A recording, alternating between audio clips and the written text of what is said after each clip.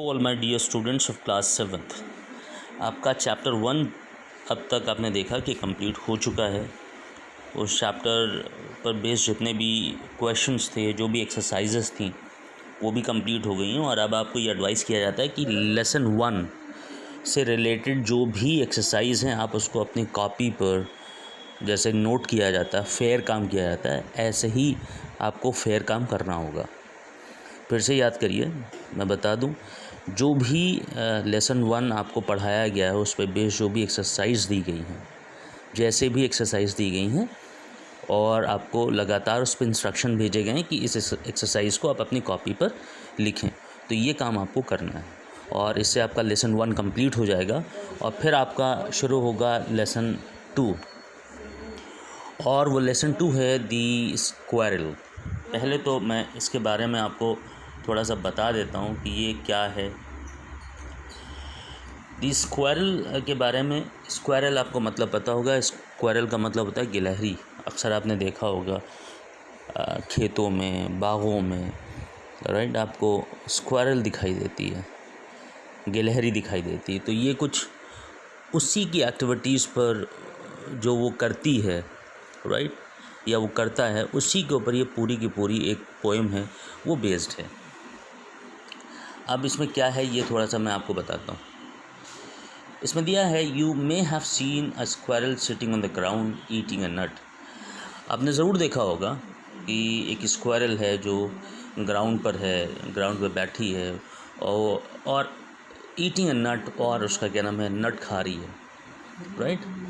What did it look like. What did it look like का मतलब है कि वो किस तरह से या वो कैसे दिखाई देती है। Here is a poet's description of just such a squirrel। और यहाँ पर उसी स्क्वायरल का एक डिस्क्रिप्शन है जो पोइट ने यहाँ पर जो है वो दिया है कि अगर ऐसी गिलहरी है तो उस गिलहरी का डिस्क्रिप्शन जो है वो पोइट ने दिया है, पोइट ने बताया है, और वो ये कुछ 4-5 लाइंस दी गई हैं, उससे आपको समझ में आएगा। सो मैं रिक्वेस्ट करूँगा अपने स्टूडेंट से कि वो पहले तो इसको पढ़ें, और पढ़ें भी तो सही साउंड के साथ, सही प्रोनाउंसिएशन के साथ इसको पढ़ें। पहली लाइन है, he wore a question mark for tail. पहली लाइन है, he wore a question mark for tell.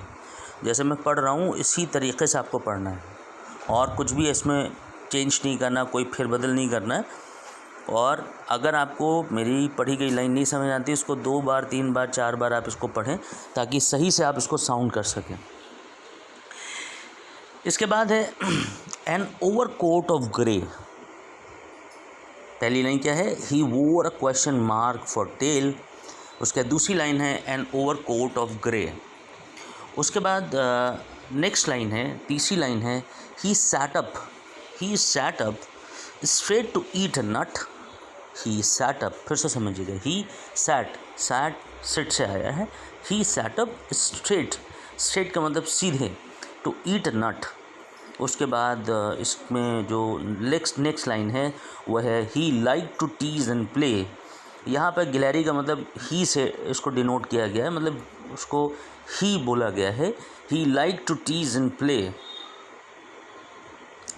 इसके बाद है, and if we run around his tree he went the other वे।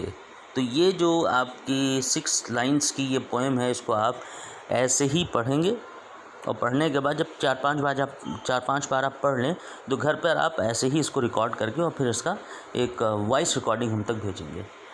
मैं एक बार फिर से बता रहा हूँ, ये एक पोएम है जिसको राइटर ने बहुत अच्छे से, बहुत ब्यूटीफुली डिस्क्राइब किया है। जो एक स्क्वायरल होती है, जो एक गिलहरी होती है, उसकी अगर एक्टिविटी को वॉच करिए तो देखिए ना, वो एक जगह ठहरती नहीं है, पेड़ पे जल्दी चढ़ जाती है, और पेड़ से नट को ले करके और उसका क्या नाम है, लेने के बाद उसको खाती है, ऐसा मामला है। तो फिर से मैं एक बार पढ़े दे रहा हूँ, he wore a question mark for tail. इसका मैं मतलब भी आपको बताऊँगा, लेकिन नेक्स्ट बताऊँगा। आज सिर्फ सही से पढ़ने का काम है, वो आपको करना है। He wore a question mark for tail an overcoat of grey. He sat up straight to eat a nut. He liked to tease and play, and if we ran around his tree, he went the other way. Thank you very much.